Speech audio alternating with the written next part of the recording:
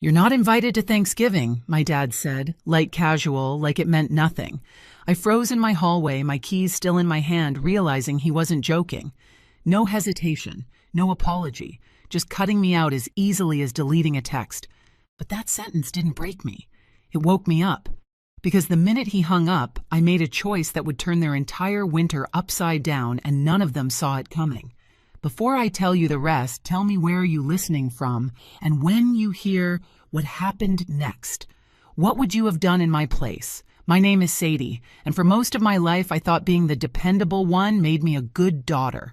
The kind who showed up, the kind who helped, the kind who didn't cause trouble. Maybe that's why I ended up living alone in a small apartment on the outskirts of Minneapolis, quiet, worn around the edges, but mine. After 10-hour shifts at the distribution center, I'd come home to the soft hum of my old space heater and convince myself that this was enough. Warm enough. Safe enough. My family lived only an hour away, but the distance between us had stretched for years. Mandy, my younger sister, was always the center of gravity. Every crisis spun around her. Every plan adjusted for her moods. Every mistake was softened with excuses. She burned through savings on candle projects and creative retreats, but somehow the rest of us were expected to keep her world stable. Dad avoided conflict like it scorched him. If Mandy cried, he folded. If Mandy got stressed, he rearranged holidays plans, even people. Mom just stayed quiet, smoothing over tension with soft apologies that didn't fix anything. And me, I played the role everyone counted on, the fixer who didn't complain. Flashbacks come to me in pieces past Thanksgivings where I rode the bus home in freezing wind just to sit at a table that felt warm enough to melt every frustration from the year. Mom's roast chicken, Dad's loud stories about work, Mandy fluttering around showing off her newest hobby. Back then, I used to think those moments meant I belonged, but somewhere between those warm memories and now things shifted. I didn't notice when it happened. Maybe it was the first winter I covered the heating bill because Mom whispered that the house was too cold to sleep in. Maybe it was the next winter when Dad called at midnight saying the furnace was acting up.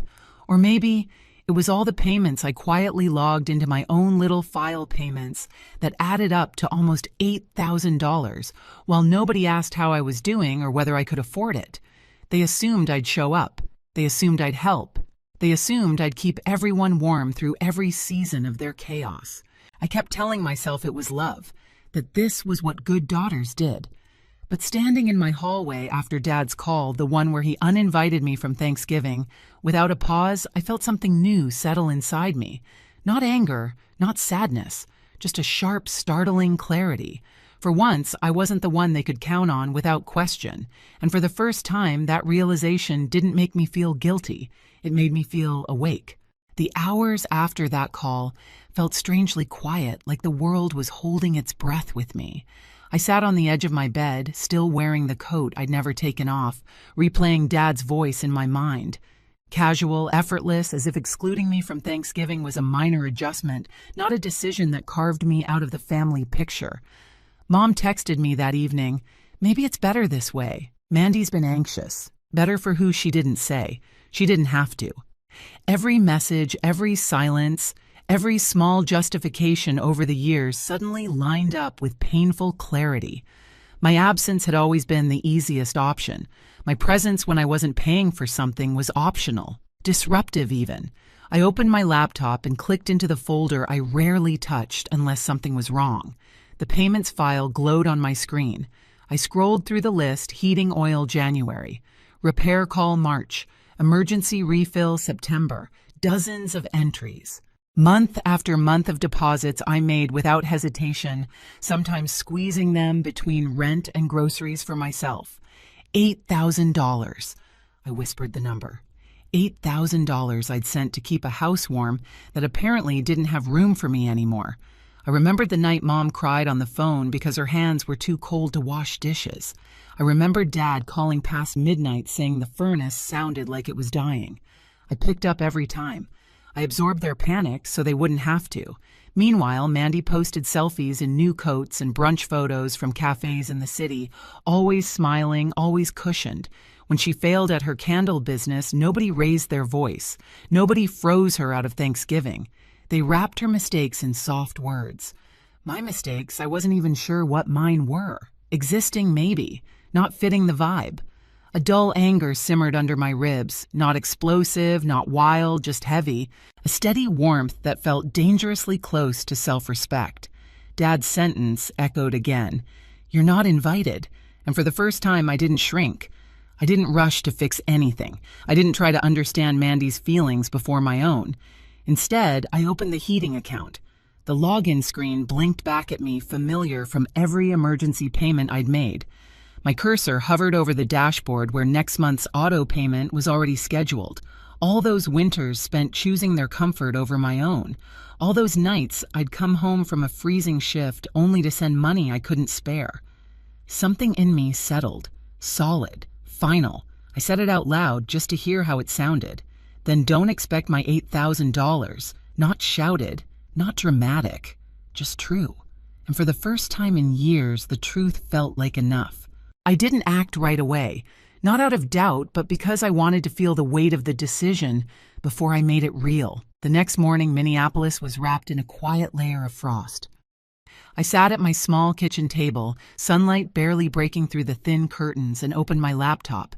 The heating account login screen looked almost innocent, like it hadn't drained pieces of me for years. I entered my password. The dashboard loaded. There it was, the next auto payment already set for early November, a number I knew by heart. My cursor hovered over the Manage Payments tab. My breath felt slow, steady. All my life I'd been trained to put their comfort before my own, to pour warmth into a house I wasn't welcome in unless Mandy approved the weather. But this time the warmth in my apartment was mine, paid by me, controlled by me. I clicked, then clicked again. A final confirmation screen appeared. Cancel automatic payments. For a moment, my hand trembled, not from fear, but from the strange feeling of choosing myself. I thought of Dad's voice telling me I wasn't invited. I thought of Mandy's silence. I thought of every winter where I froze on my way to work while sending money to a home where no one saved me a seat at the table. I hit confirm. The cancellation notice popped up instantly, just a small line of text, but it felt like a door opening inside my chest. 2 hours later, the messages started. "Mom, Sadie, something's off with the heating. Can you look at it?" I stared at the screen, then set my phone face down. Dad called that evening. Once, twice, 7 times. I let every call ring into silence. By the third voicemail, his tone shifted from annoyed to accusatory. "Sadie, this is childish. Don't complicate things. Complicate things." No things were finally simple. The next morning, Mandy posted a photo on social media of her feet wrapped in 2 pairs of socks captioned, "House feels like a freezer, LOL." No mention of why, no mention of me, just another performance for the world. Meanwhile, winter moved in early. Weather alerts warned of a coming storm, temperatures dropping faster than expected. Mom texted again. "Your dad says the thermostat isn't responding. Maybe the system glitched." I didn't correct her. Not because I wanted them to suffer, but because I had finally stopped lying to myself. I wasn't their endless resource. I wasn't their emergency fund. I wasn't the heat they could steal whenever their world got cold. That night I looked around my apartment, the soft lamplight, the hum of my own heater, the blanket folded neatly at the edge of the couch. Everything small, everything simple, everything mine. And as the first snow of the season hit the window in gentle taps, I realized something I'd never allowed myself to believe. Choosing myself wasn't betrayal. It was survival. Thanksgiving morning arrived like a held breath. Minneapolis was buried under fresh snow, the kind that softens everything except the cold itself. I was sitting on the floor of my apartment, pulling a blanket over my legs, when a sharp knock rattled my front door. Not a polite tap, a demand. I already knew who it was before I stood up. Dad. Through the peephole, I saw him standing in the hallway, bundled in an old coat that looked thinner than the frost sitting on his shoulders. His cheeks were red from the wind, and he kept shifting his weight like the cold had settled into his bones. I cracked the door open just enough to see him. "Sadie." He breathed out the word, forming a faint cloud in the chilled hallway. "We need to talk." I didn't step aside. "About what?" His jaw tightened, not used to being questioned. Don't play games. The heating at the house, it's barely working. Your mother hasn't slept in 2 nights. Mandy's upstairs crying. The place feels like it's 40 degrees. I kept my expression calm. That sounds hard. Hard? He blinked, disbelief flickering across his face. You canceled the payments. Why would you do that? For the first time in years, he looked small in front of me. Vulnerable. But that vulnerability didn't feel like an invitation. It felt like a last-minute realization of consequences he never imagined would land on him.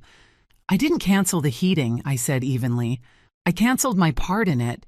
Dad stared at me as if I'd spoken a foreign language. You've always helped, he said. You know we count on you.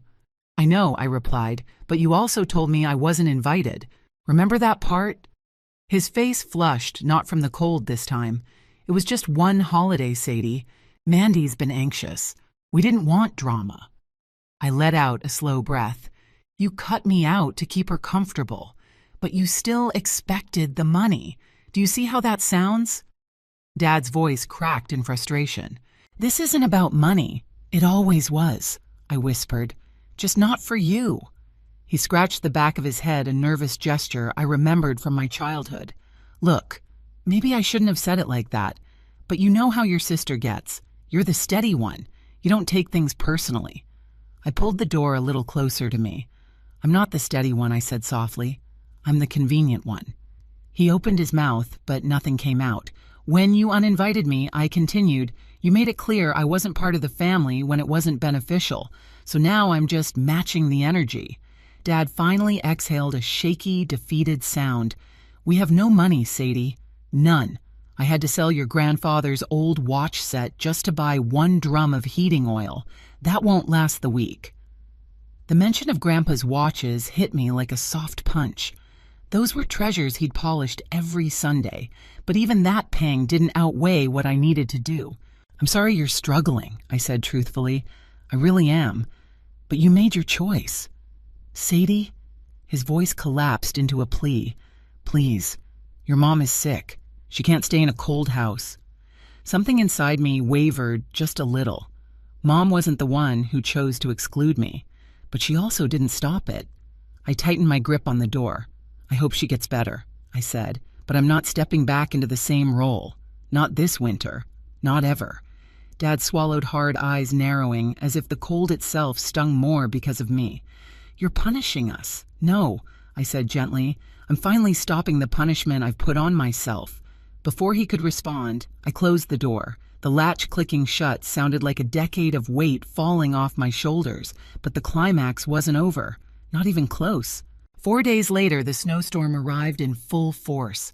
Strong winds hammered the building and the temperature outside dropped to single digits. I wrapped myself in a blanket on the couch, listening to the whistle of wind through the old window frame. Another knock came late in the evening, softer, slower, almost apologetic. I opened the door halfway and saw my mother.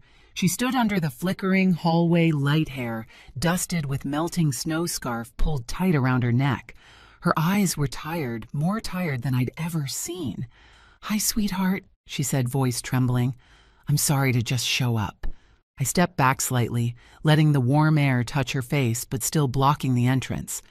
How did you get here? I took the bus, she said, then walked. She hesitated, rubbing her gloved hands together. Your father wouldn't come again. He said it's no use. I didn't answer. I let her speak. I've been thinking, she said, her voice cracking. About everything. About you. About the way we depended on you without really seeing you. Her gaze lifted to mine, and for the first time in a long time, she didn't look away. I should have stood up for you. I should have told your sister no. I should have told your father he was wrong, and I'm sorry. The apology was soft, but it landed hard. Not manipulative, not rushed, just honest. She swallowed. I'm not here to ask for money, she whispered. I'm here to ask for forgiveness, even if you can't give it yet. My throat tightened, not with anger, with grief, for the years lost, for the moments that could have been different. I'm not angry anymore, I said, but I can't go back to being the one who holds everyone else up. Her shoulders dropped, relief mixed with sadness. I understand. We stood there for a long moment, quiet, except for the wind behind her and the heater humming behind me. Finally, she stepped back. "I just needed you to know I love you," she said, even if I didn't show it well. As she walked down the hallway, her small figure fading into the echo of the storm, I closed the door gently. No slam, no rage, just a quiet ending to a chapter that had been breaking me for years. And for the first time in my life, the warmth behind that door belonged entirely to me. Winter settled deep across Minnesota, but for the first time in years, I didn't feel swallowed by it. The messages from my family eventually stopped. Dad found a weekly rate motel outside town. Mandy bounced between couches until even her closest friends grew tired of the drama. The old house went up for sale cold dim and finally too heavy for anyone to carry. Meanwhile, my life grew quieter in the best way. I read more, slept better, saved money I used to send without thinking. Haley called sometimes giving me small updates, but I no longer felt pulled back into the old storm. Mom never asked for anything again. She just sent one short message weeks later: "I'm working on myself. Thank you for being honest." And strangely, that was enough. I used to think family meant bending until something inside you snapped. Now I know real love doesn't demand you freeze so others stay warm. It took one uninvitation, one moment of clarity to finally redraw the lines I should have drawn years ago. And yes, there's sadness in the distance that followed, but there's also peace, the kind that comes from choosing yourself without apology. If you've ever carried more than your share or been pushed aside by the people who should have held you close, you're not alone. Tell me where you're listening from and what part of this story hit you the hardest. And if you want more stories like this, don't forget to subscribe and stay with me for the next one.